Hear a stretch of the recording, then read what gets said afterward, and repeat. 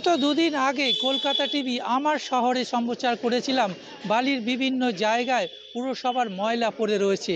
সেই খবর দেখার পর নড়ে চড়ে বসেছে বালি পুরসভা।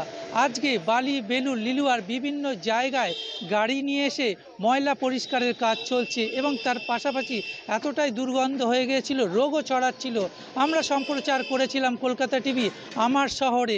কলকাতা টিভি আমার শহরের খবরের জেরে দেখা যাচ্ছে এখানকার প্রাক্তন কাউন্সিলররাও, পাশাপাশি বালি পুরসভার আধিকারিকরাও ঘটনাস্থলে এসে যে যে জায়গায় ময়লা পড়ে রয়েছে, যেখানে ময়লার জন্য রোগ ছড়াচ্ছে, অসুবিধে হচ্ছে, সেই জায়গায় থেকেই ময়লা সরিয়ে ফেলা হচ্ছে। হ্যাঁ, এই যে ময়লাগুলো পড়ে থাকে সাধারণ ব্যক্তিকে খুব অসুবিধে হচ্ছে।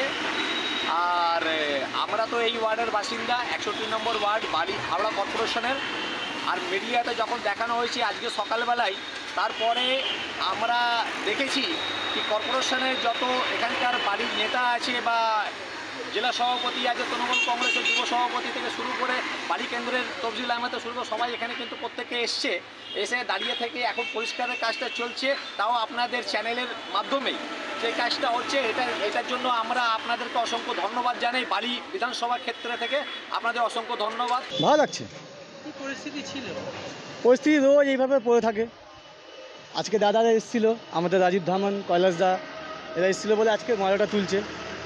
এবার এটা না তুললে আজকে এভাবে পড়ে থাকতো, আবার কালকে তুলতো। এত নোংরা, এত মশা উৎপাত হচ্ছে, নর্দমা জাম হয়ে যাচ্ছে। এখন পরিষ্কার হচ্ছে?